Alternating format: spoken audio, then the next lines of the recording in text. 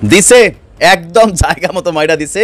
আর এই মারাটা খুবই জরুরি ছিল। তবে আমি আজকের দিন পর্যন্ত একটা জিনিস বুঝি না যে পোলা পিঠার মতন চিতই পিঠার মতো ছোট্ট একটা মেশিন লাগাইয়া দেন, তেনি তার সাথে যারা আছে সবার 12টা বাজে যাবে। দর্শক, নতুন আরো এক মোড় আজকে দেখলো বিশ্ববাসী। ন্যাংটা করে ছেড়ে দিচ্ছেন তাদের যে গোপন ব্যবসা, তাদের যে গোপন এজেন্ডা। আসলে মোদি দাদার এই কষ্টের দিনগুলো দেখে আমার নিজের অনেক খারাপ লাগে, সত্যি বলতেছি, নিজের অনেক খারাপ লাগে। তো এটা থেকে ইন্ডিয়ারও শিক্ষা নেওয়া উচিত ছিল। আমরা ইন্ডিয়াকেও বারবার করে বলছি, তো তোমরা যেটা করতেছো বাংলাদেশের জনগণের বিরুদ্ধে গিয়ে তোমাদেরকে কিন্তু এটা খেসারত দিতে হবে। যাই হোক, এখন সেই দিনটা আসছে। 1971 সালের পর প্রথমবার বাংলাদেশ পাকিস্তান সরাসরি বাণিজ্য চালু হয়েছে। মাঝখানে বাধা দেওয়ার ভারতকে এই বুড়ো আঙুলটা দেখাতে পেরেছে 53 বছর পরে এসে ডক্টর মোহাম্মদ ইউনূস বাংলাদেশে। এর আগে 53 বছর কেউ দেখাতে পারে নাই। পদত্যাগ করেছেন কি নাহিদ ইসলাম, এই বিষয়ে এটি পর্যালোচনা করব নিশ্চয়ই। আর পরের অংশে পর্যালোচনা থাকবে যে ডক্টর ইউনূসকে সুখবর দেবেন ট্রাম্প। 1977 সালের পর এই প্রথম নতুন ইতিহাস সৃষ্টি করলো, নতুন অধ্যায়ে প্রবেশ করলো। তাহলে কি জুনের মধ্যেই স্থানীয় সরকার নির্বাচন? স্থানীয় সরকার বিষয়ক যেই সংস্কার কমিশন, তারা বলেছে যে জুনের মধ্যেই একসঙ্গেই 5টি স্থানীয় নির্বাচন খুবই গুরুত্বপূর্ণ এবং বিএনপির জন্য একটি চাপ তৈরি হবে। বিএনপি যেহেতু চাই আগে জাতীয় নির্বাচন, পরে স্থানীয় সরকার নির্বাচন। এই যে আসিফ আকবর বললো যে বিএনপি কাহিনী যেটা শুনতেছি এটা ভালো না, এই জেনারেশন ক্ষমা করবে না, এটা মেনে নিতে পারবে না মানুষ। হ্যাঁ, মানুষ মেনে নিতে পারবে। আসসালামু আলাইকুম সম্মানিত দর্শক শ্রোতা, নতুন একটা ভিডিওতে আপনাদের জানাচ্ছি স্বাগতম। এইমাত্র পাওয়া তাজা এবং গরম খবর। এতক্ষণ দেখছেন আপনারা শিরোনাম, সামনে দেখবেন বিস্তারিত। শিরোনাম দেখে বুঝেই গেছেন কেমন হতে চলেছে আজকের এই ভিডিওটি, কোন বিষয় নিয়ে সাজিয়েছি আজকের এই ভিডিওটি। আশা রাখবো আপনাদের কাছে সম্পূর্ণ ভিডিওটি দেখে যাবেন, তাহলে অনেক কিছু জানতে পারবেন এবং বুঝতে পারবেন। সেক্ষেত্রে আজকের এই ভিডিওটি কিন্তু খুবই গুরুত্বপূর্ণ হতে চলেছে। আমি এর বেশি কথা বাড়াবো না, আপনাদের বিস্তারিত ভিডিওতে নিয়ে যাবো। তার আগে ছোট্ট রিকোয়েস্ট, আপনাদের কাছে যারা এরকম ভিডিও দেখতে পছন্দ করেন দ্রুত এই চ্যানেল সাবস্ক্রাইব করে পাশে থাকা বেল আইকনটি বাজিয়ে রাখবেন। প্রিয় দর্শক মহোদয়, চলুন তাহলে এই ভিডিওতে লাইক করে বিস্তারিত ভিডিওটি মোবাইল স্ক্রিন থেকে ধারাবাহিকভাবে একের পর এক দেখে আসি। কি জুনের মধ্যেই স্থানীয় সরকার নির্বাচন? তেমনটাই কিন্তু সুপারিশ করেছে সংস্কার কমিশন। স্থানীয় সরকার বিষয়ক যেই সংস্কার কমিশন, তারা বলেছে যে জুনের মধ্যেই একসঙ্গেই করা সম্ভব 5টি স্থানীয় নির্বাচন খুবই গুরুত্বপূর্ণ এবং বিএনপির জন্য একটি চাপ তৈরি হবে। বিএনপি যেহেতু চাই আগে জাতীয় নির্বাচন, পরে স্থানীয় সরকার নির্বাচন, কিন্তু জামাত সহ বেশ কয়েকটি রাজনৈতিক দল তারা বলেছে যে স্থানীয় সরকার নির্বাচন হওয়া উচিত। এবং এখন যেই সংস্কার কমিশন, এই সংক্রান্ত যে সংস্কার কমিশন, তারা বলছে যে জুনের মধ্যেই সম্ভব। তাহলে মার্চ, এপ্রিল, মে, জুন এত সময় আছে, করে ফেলতে পারে। তারপরে জাতীয় নির্বাচন সম্ভবত সেই দিকেই যাচ্ছে। কমিশনের প্রাথমিক প্রতিবেদন প্রকাশ করেছে প্রধান উপদেষ্টার কার্যালয়। ইউনিয়ন পরিষদ, উপজেলা পরিষদ, পৌরসভা, সিটি ও জেলা পরিষদের ভোট একসঙ্গে করার কথা বলেছে কমিশন। একসঙ্গে করলে সুবিধা আছে, অসুবিধা আছে।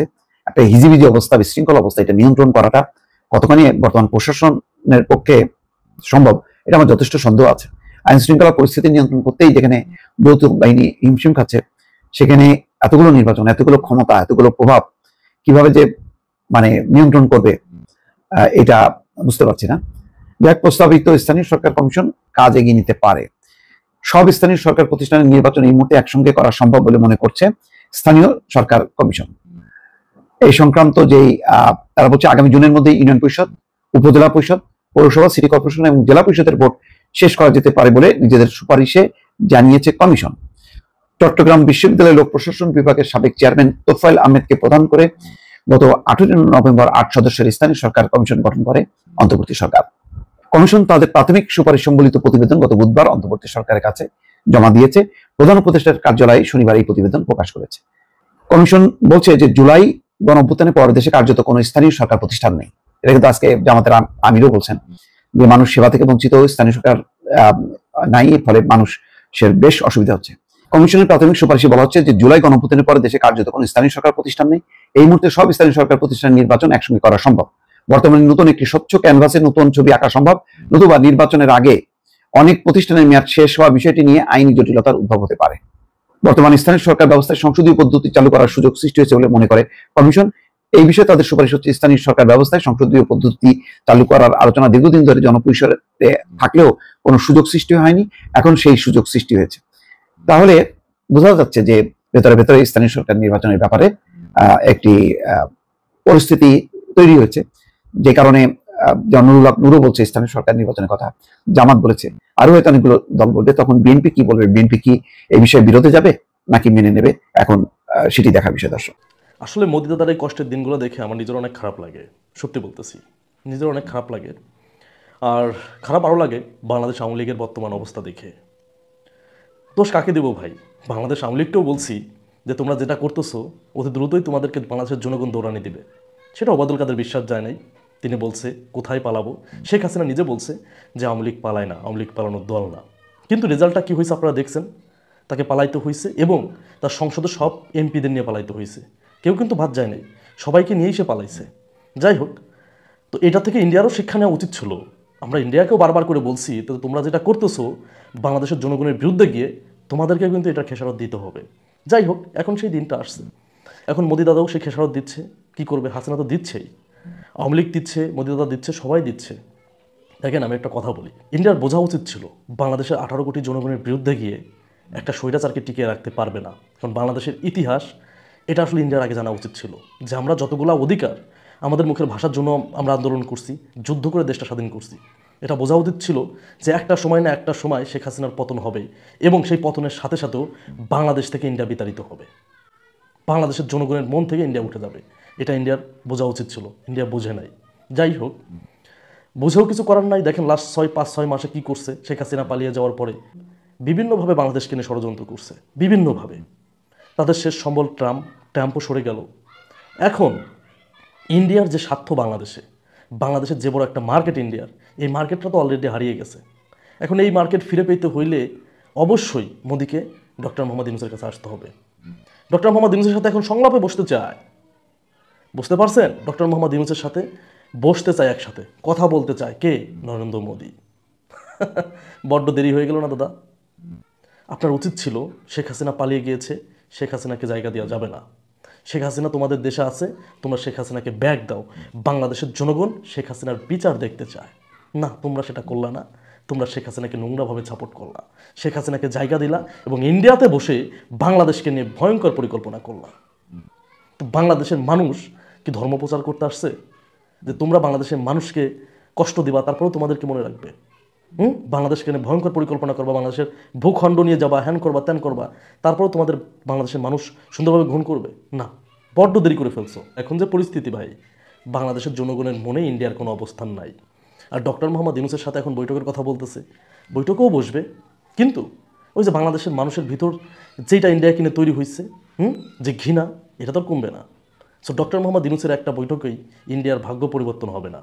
এই স্বপ্ন যেন ইন্ডিয়ার দাদা বাবুরা কেউ না দেখে যে ডক্টর মোহাম্মদ ইউনূসের সাথে বৈঠক করলেই ইন্ডিয়ার ভাগ্য পরিবর্তন হয়ে যাবে, বাংলাদেশের জনগণ যে ইন্ডিয়াকে ঘৃণা করে এটা ভুলে যাবে। না, এমন কিছু হবে না। 1971 সালের পর প্রথমবার বাংলাদেশ পাকিস্তান সরাসরি বাণিজ্য চালু হয়েছে। আজকের ইত্তেফাক পত্রিকায় এই নিউজটি করেছে। 1971 সালের পর প্রথমবারের মতো বাংলাদেশ পাকিস্তানের মধ্যে শুরু হয়েছে সরাসরি বাণিজ্য। সরকার থেকে সরকার অর্থাৎ G2G চুক্তি অনুসারে বিপুল পরিমাণ চাল নিয়ে স্থানীয় সময় গতকাল শনিবার বাংলাদেশের পথে রওনা দিয়েছে পাকিস্তানের একটি জাহাজ। পাকিস্তানের সংবাদ মাধ্যম দ্য এক্সপ্রেস টেলিভিশন জানায়, এই প্রথমবারের মতো সরকার অনুমোদিত একটি কার্গো জাহাজ করাচির পোর্ট কাসিম থেকে বাংলাদেশের পথে রওনা হয়েছে। বাংলাদেশ পাকিস্তান থেকে মোট 50,000 টন চাল কিনছে। এই চাল পাকিস্তানের ট্রেনিং কর্পোরেশনের TCPর মাধ্যমে সরকার সরবরাহ করছে।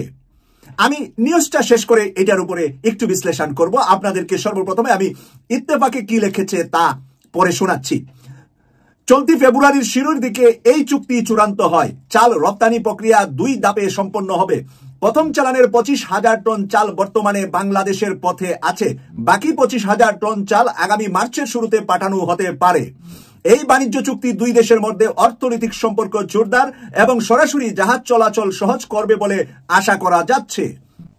প্রথমবারের মতো Pakistan national shipping corporation PNSC একটি জাহাজ সরকারি কার্গো নিয়ে বাংলাদেশ বন্দরে নোঙ্গর করবে। এটি দ্বিপাক্ষিক সামুদ্রিক বাণিজ্য সম্পর্কের ক্ষেত্রে একটি গুরুত্বপূর্ণ মাইল ফলক। দুই দেশের এই সরাসরি বাণিজ্য অর্থনৈতিক সহযোগিতা বৃদ্ধি এবং কয়েক দশক ধরে স্থগিত থাকা বাণিজ্য চ্যানেলগুলো পুনরায় চালু করার ক্ষেত্রে একটি ইতিবাচক পদক্ষেপ হিসাবে দেখা হচ্ছে। এই হলো ইত্তেফাকের লেখা নিউজটি। প্রিয় দর্শক, এবার ইত্তেফাকের লেখা নিউজটি শোনার পরে আপনাদের মন্তব্য করা সহজ হয়ে গিয়েছে। আমি এখন মন্তব্য করছি যে বাংলাদেশ কার হাতে ছিল 71 সাল থেকে এই 2025 সাল 53 বছর পাড়ি দিয়ে 54 বছরে আমরা পাকিস্তানের সাথে কোনো ধরনের ব্যবসা বাণিজ্য করতে পারবো না? এটা কোন দলিল বা এটা কোন নিয়ম? পৃথিবীতে বহু দেশ থেকে, ব্রিটিশ থেকে আমরা আলাদা হয়েছি 47 সালে। ব্রিটিশ কি 47 সালের পরে 1 বছর বা 2 বছরের জন্য বাংলাদেশের সাথে ব্যবসা বাণিজ্য বন্ধ রেখেছিলেন, না ভারত উপমহাদেশের কারোর সাথে ব্যবসা বাণিজ্য বন্ধ রেখেছিলেন? 190 বছর শাসন করেছিল ব্রিটিশরা বাংলাদেশকে। ভারতের বিভিন্ন জায়গায় শাসন করেছে তারা, কোথাও 100 বছর, কোথাও 150 বছর। সবচেয়ে বেশি শাসন ছিল ব্রিটিশদের বাংলা এরিয়া, আর সেই এরিয়াতে আমরা ছিলাম বাংলাতে। সেই বাংলা শাসন করেছিল 190 বছর। আমরা কথায় কথায় বলে থাকি ব্রিটিশদের শাসনামল ছিল 200 বছর। ওই 190 বছরকেই আমরা 200 বছর বলে থাকি, ইতিহাস সেটাই বলে।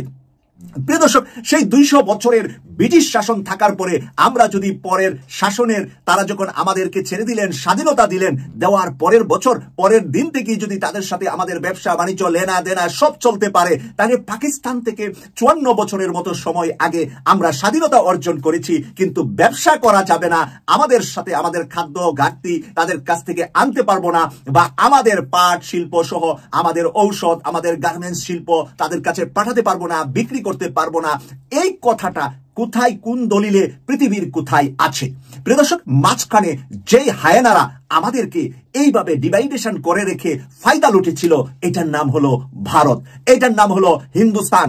এই কঠোর হিন্দুত্ববাদী আমাদেরকে, পাকিস্তান মুসলিম, বাংলাদেশ মুসলিমকে ডিভাইডেশন করে রাখার জন্য, আলাদা করে রাখার জন্য, আমরা যাতে করে দারিদ্র সীমার নিচে থাকি, পাকিস্তান বাংলাদেশ যাতে করে ভারতের উপর ডিপেন্ডেন্ট হয়, ভারত যাতে করে এগিয়ে যেতে পারে, এই কঠোর, এই খচ্চর হিন্দুত্ববাদী ভালো হিন্দু আমাদের বাংলাদেশে বসবাস করে।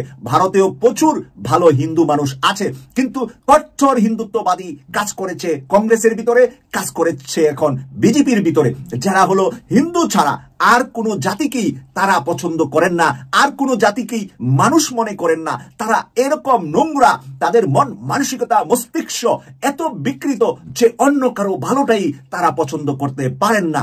তারা দুনিয়াকে গিলে খাবে, তাদেরকে কেউ খেতে পারবে না। সেই কারণে আজকে দেখতে পাচ্ছেন যে আমেরিকা হাত পা বেঁধে তাদের লোকজনকে বাংলাদেশ, তাদের দেশে পাঠাচ্ছে। আমেরিকা থেকে ইন্ডিয়াতে হাত পা বেঁধে প্লেনে করে মানুষ পাঠাচ্ছে। বাংলাদেশের মানুষ কি আমেরিকা থেকে হাত পা বেঁধে পাঠাচ্ছে? না, পাঠাচ্ছে না এবং পাঠাবেও না। কিন্তু শুধুমাত্র ভারতকে কেন, নেপালের মানুষ পাঠাচ্ছে না, ভুটানের মানুষ পাঠাচ্ছে না, শ্রীলঙ্কার মানুষ পাঠাচ্ছে না, পাকিস্তানের মানুষ পাঠাচ্ছে না, আফগানিস্তানের মানুষ পাঠাচ্ছে না, ইরানের মানুষ পাঠাচ্ছে না। সারা পৃথিবীর মানুষ আমেরিকাতে আছে, সারা পৃথিবীর মানুষ ইউকেতে আছে। প্রিয় দর্শক, সেই মানুষগুলোর উপরে কেউ বেজার না, ভারতের উপর বেজার কেন? তারা যেখানে যা সেখানেই তাদের ছাড়া অন্য কারোকে মূল্যায়ন, মর্যাদা, সম্মান দিতে জানে না, যারা কঠোরপন্থী। আমি আবারও বলছি, কঠোরপন্থীরা এই কাজটা করে। আর লিবারেল পন্থী, যেমন পাঞ্জাবের শিখেরা অনেক লিবারেল, আমাদের অনেক ফ্রেন্ড বন্ধু আছে, আমরা দীর্ঘকাল যাবত তাদের সাথে ব্যবসা বাণিজ্য, কাজ কর্ম অনেক কিছু করি, তারা অনেক লিবারেল। পাঞ্জাবের মানুষ, কাশ্মীরের মানুষ, এবং ইভেন ভারতের বিভিন্ন রাজ্যের মানুষ আছে অনেক আন্তরিক, বোম্বাইয়ের মানুষ অনেক আন্তরিক আমাদের প্রতি, আমরাও তাদের প্রতি আন্তরিক। দিল্লির মানুষ অনেক আছে, সব জায়গায় না। তো সেই কারণে আজকে তারা এক গড়ে হচ্ছে আমাদের প্রতি যে জুলুম করেছে, এই 53-54 বছর জুলুম করেছে। জুলুম থেকে আমরা বের হয়েছি 6 মাস আগে। তাই আজকে পাকিস্তান নয়, আমার কথা হলো বিশ্বের যে কোনো দেশের সাথে আমাদের বাণিজ্য করার সুবিধা আমাদের থাকবে। আমাদের পোর্ট থেকে মাল যাবে, তাদের পোর্ট থেকে আমাদের পোর্টে মাল আসবে। আবার মাঝখানে বাধা দেওয়ার ভারত কে? এই বুড়ো আঙুলটা দেখাতে পেরেছে 53 বছর পরে এসে ডক্টর মোহাম্মদ ইউনূস বাংলাদেশে। এর আগে বুয়েটের ছাত্র আবরার ফাহাদ হত্যাকাণ্ড আবার বেশ আলোচনায় আসলো। আমরা জানি খুব দ্রুত সময়ের মধ্যেই হাইকোর্টের রায় হয়ে যাবে। দীর্ঘদিন আমাদের খুব আগ্রহের কেন্দ্রবিন্দুতে ছিল এই মামলাটা, কিন্তু ঠিক রায় কি হবে, কেমন হবে, তার চাইতে দুটোই শুনি আমরা সাম্প্রতিক সময়ে অনেক আলোচনা দেখলাম। এর মধ্যে একটা হচ্ছে মৃত্যুদণ্ডপ্রাপ্ত একজন আসামি পালিয়ে গেছে যখন বাংলাদেশে সেই অর্থে কোনো সরকার ছিল না, আমরা হঠাৎ করে এতদিন পরে জানতে পারলাম। আর আরেকটা বিষয় আলোচিত হচ্ছে, সেটা হচ্ছে বিখ্যাত আইনজীবী জনাব শিশির মনির, বুয়েটের যেই আবরার হত্যার অভিযুক্ত তাদের প্রধান কয়েকজনের আইনজীবী, এবং সেটা নিয়ে অনেক ঘটনা ঘটেছে এবং শেষ পর্যন্ত জনাব মনির নিজকে এই মামলা থেকে প্রত্যাহারও করেছেন। এটা আসলে অনেকগুলো গুরুত্বপূর্ণ এথিক্যাল ডিবেট তৈরি করেছে এবং সেটা নিয়ে আমার একটু কথা বলা দরকার বলে মনে করি। আলোচনা শুরুতে আমরা একটু মাথায় রাখবো জনাব শিশির মনিরও একজন, এখন যেভাবে আমরা আলোচনা করছি, একজন এক্স শিবির। তিনি ছাত্র শিবিরের সাধারণ সম্পাদক ছিলেন। পরবর্তীতে আমি যদ্দূর জানি, আমি নিশ্চিত নই তিনি জামায়াতের রাজনীতির সাথে আর জড়িত নন, কিন্তু তিনি শিবিরের বিভিন্ন অনুষ্ঠানে যান, তাদের সাথে কথা বলেন। সুতরাং তার ওই শিবিরের যে ইনভলভমেন্ট, তার যে থাকা, সেটার এক ধরনের কন্টিনিউয়েশন আছে। কারণ আমি দেখলাম কিছু কিছু প্রোগ্রামে তিনি বক্তৃতা করছেন।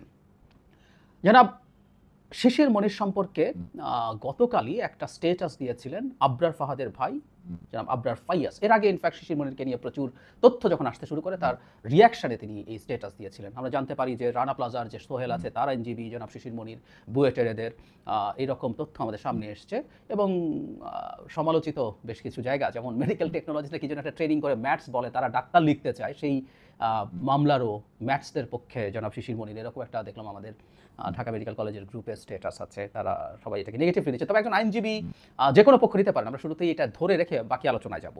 জনাব আবরার ফাইয়াজ বলছেন, দুঃখজনকভাবে দেখলাম এই সুযোগে যে মানে ওই সেই আইনজীবীর কথা বলা হচ্ছে, এই সুযোগে সেই 7 আসামির পক্ষে উক্ত আইনজীবী লড়ছেন, তাদেরকেই রীতিমতো নির্দোষ বানিয়ে দেওয়া হচ্ছে। আমাকেই দেখলাম বেশ কয়েকজন মেসেজ দিয়ে বোঝাচ্ছেন যে সেই 7 জনকে অতিরিক্ত শাস্তি দেওয়া হয়েছে। কয়েকটা কথা উনি বলছেন। এক, আওয়ামী লীগ সরকার নাকি জনতুষ্টির জন্য রায় দিয়েছে, এটা পুরো উল্টা। শেষ মুহূর্তে সাজা কমানোর জন্য স্বয়ং আইনমন্ত্রী চেষ্টা করেছেন।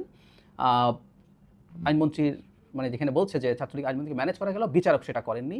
যেই 7 জনের পক্ষে উনি, এবার তাদের কথা যারা আবরার ফাইয়াজ বলছেন, আবরার ফাহাদের ছোট ভাই মেহেদী হাসান রাসেল তৎকালীন বুয়েট ছাত্রলীগের সাধারণ সম্পাদক ছিলেন, যে সরাসরি লাশ গুমা ধামাচাপা দেওয়ার চেষ্টা করেছে।